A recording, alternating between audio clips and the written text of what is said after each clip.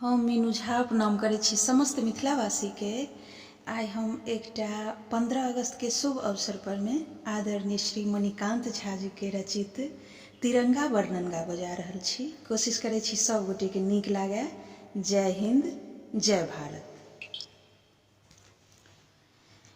देशक शान तिरंगा, हमर अभिमान तिरंगा, जन जन के गान तिरंगा, ठोरक मुस्कान तिरंगा, भारत पहचान तिरंगा, पौरुष गुणगान तिरंगा, सबहक अरमान तिरंगा, संगीतक तान तिरंगा, आजादी गान तिरंगा, साहस केर भान तिरंगा, देहक जनु प्राण तिरंगा, सैनिक गुमान तिरंगा, रंगक विज्ञान तिरंगा, हरियर का पान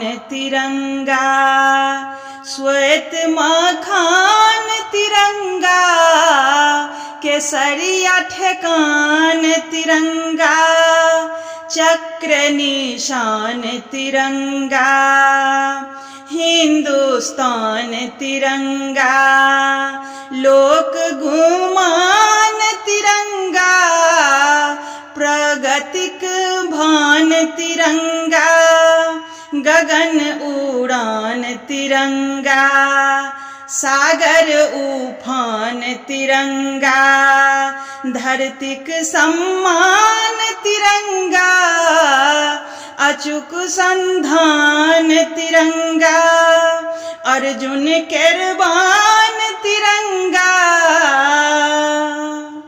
मणिकांतक जान तिरंगा। जय हिंद, जय भारत।